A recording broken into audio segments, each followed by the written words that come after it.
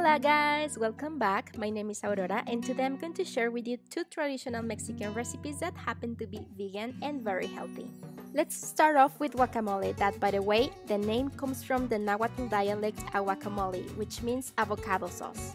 This recipe varies a lot, but the traditional base includes lemon, avocado, tomato, cilantro, and onion, which I personally dislike in this recipe.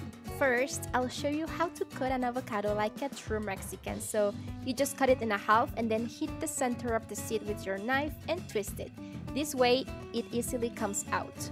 Now I'll grab my molcajete, which by the way, the word comes from the Nahuatl word molicaxtli, and it's an ancient Mesoamerican stone tool used to crush the food for centuries.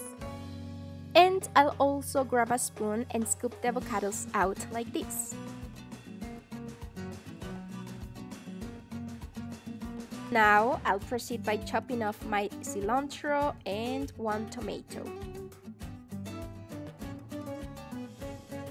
Okay guys, I like to incorporate first the avocados, the cilantro and lemon and mash everything. Also, you can add a pinch of salt to your liking. The consistency is totally up to your liking guys. You can either make it chunky or smooth.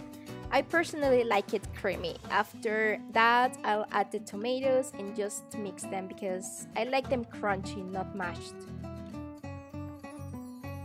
So after everything is mixed, I'll put everything in a bowl and that's it. It's so simple and so delicious. And you know what I really adore about guacamole is that you can eat it in several ways. You can use it as a starter with tortilla chips at parties, or even as a side dish, you know, or even as a substitute of creams and mayonnaise. It's just so, I don't know guys, there is something really magical about guacamole. Avocado is love. Now let's move on to pico de gallo. You'll need tomatoes, half an onion, lemon, and chile serrano or jalapeno. It's totally up to you. By the way, this recipe is so famous for incorporating colorful ingredients that remind of the beautiful Mexican flag. How cool is that?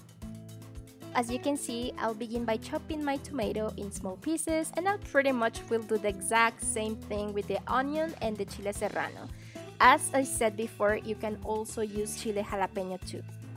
So once I've chopped everything, I mix all the ingredients in a bowl and squeeze half a lemon and add salt to taste.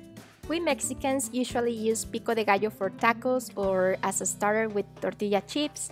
The truth is guys, I totally encourage you to be creative and use it as whatever you wish. And that's it. Both recipes are pretty simple but absolutely delicious and worth trying. So thanks a lot for watching this video and I'll see you the next time. Bye!